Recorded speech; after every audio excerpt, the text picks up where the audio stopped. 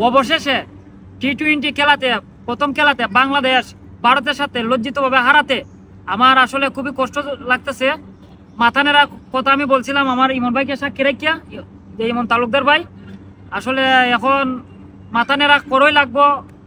সত্যি তুমি মাথা নাড়া করবা? ওই ভাই না করে তো উপায় নাই। তোমার আমি বলছিলাম ইন্ডিয়ার সাথে চ্যালেঞ্জ করো না, আমি বলছিলাম যে আমি ইন্ডিয়ার সাথে চ্যালেঞ্জ করে আমি আমার মাথা নেড়া করছি, ইন্ডিয়ার সাথে চ্যালেঞ্জ করে হাইরে আমি দুধ দিয়ে গোসল করছি। মানে যত চ্যালেঞ্জ আমরা ইন্ডিয়ার সাথে করব আমরা হারবো, কারণ ইন্ডিয়া হচ্ছে সব দেশের বাবা, ইন্ডিয়ার সাথে কেউ পারে না।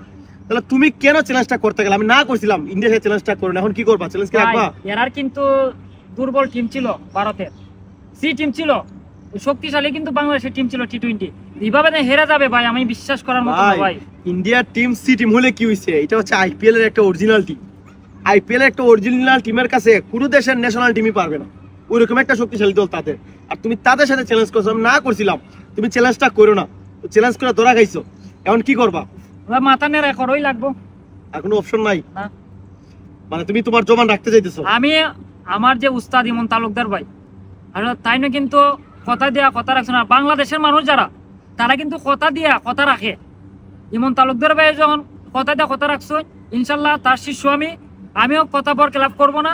আমি আগামীকালকে মাথা নেড়া করবো লাইভে আইসা আমার বাইকে নিয়ে, ভাই সাক্ষী থাকবে। মানে দেখছেন অবস্থা, মানে সে চ্যালেঞ্জ করছিল ইন্ডিয়াকে, মানে বাংলাদেশ ইন্ডিয়ার সাথে জিতবে সেই রকম একটা চ্যালেঞ্জ করছিল, মাথা নেড়া করবে। শেষ পর্যন্ত দেখেন সে চ্যালেঞ্জে হারিয়ে গেল। মানে ইন্ডিয়ার সাথে চ্যালেঞ্জ করে কোনো লাভ নাই, চ্যালেঞ্জ করলে তোমাকে হারতে হবে। আর ফাইনালে দেখেন হাইরে কি বলতেছে, নেড়াকে অনেকে আছে কথা দিয়ে কথা রাখে না, ওর একটা জিনিস আমার খুব ভালো লাগছে, কথা দিয়ে সে কথা রাখতে চায়, আমার মতনই কথা দিয়ে কথা রাখার লোক সে। এখন বলতেছে যে তার মাথা নেড়া করবে। এখন তুমি কোন সময় মাথা নেড়া করতে চাও? আগামীকালকে। আগামীকালকে? তার মানে আগামীকাল কটার সময় আনুমানিক, কোন সময় ভিডিওটা ছাড়বা? মাথা নেড়া ভিডিওটা কোন সময় ছাড়া হবে? 12টায়? 12টা, জাস্ট 12টায়। 12টায়? তাহলে কথা এটা রইল, আগামীকাল দুপুর 12টার মধ্যে সে তার চ্যালেঞ্জটা রাখবে। সে যে চ্যালেঞ্জটা করছিল যে ইন্ডিয়া যদি বাংলাদেশকে প্রথম টি-20তে, মানে বাংলাদেশ যদি ইন্ডিয়াকে হারাতে পারে প্রথম টি-20তে, তাহলে কি হবে? মানে সে মাথা নেড়া করবে। কিন্তু ইন্ডিয়ার সাথে চ্যালেঞ্জ করে লাভ নাই, আমরা পারি নাই, আমরা জিততেও পারি নাই, আমাদেরকে দিয়ে হয় নাই। তবে কালকে সে বলতেছে যে সে মাথা নেড়া করবে, মানে আগামীকাল দুপুর 12টাতে মাথা নেড়া করবে। মাথা নেড়া করবো লাইভে আইসা। আর তুমি বাংলাদেশ টিম নিয়ে কি বলতে চাও? এটা তারা কি করলো? এটা আসলে আর আমি খানো ধরছি, আর আমি 10 বার বাংলাদেশে নিয়ে আর বাজি ধরতাম না, আর চ্যালেঞ্জ করতাম না। আর ধরবে না চ্যালেঞ্জ বাংলাদেশ? না, মা ফসাই দোয়া ফসাই। সে আমার মতো বুঝে গেছে যে বাংলাদেশকে নিয়ে চ্যালেঞ্জ, এরার বদলা জিম্বাবুয়ে নিয়ে চ্যালেঞ্জ করা যায়, কিন্তু বাংলাদেশে আর করতে না। গুড, এই তো লাইনে আইছে। আর নাই, ইন্ডিয়ার সাথে চ্যালেঞ্জ করবে না। বাংলাদেশ যদি অন্য কোন দলের সাথে খেলে তাদের সাথে তুমি চ্যালেঞ্জ করতে পারবা, কিন্তু ইন্ডিয়ার সাথে কেউ খেলে চ্যালেঞ্জ করবে না, সম্ভব না। ইন্ডিয়ার বিরুদ্ধে যাওয়া যাবে না, ইন্ডিয়ার পক্ষে থাকতে হবে।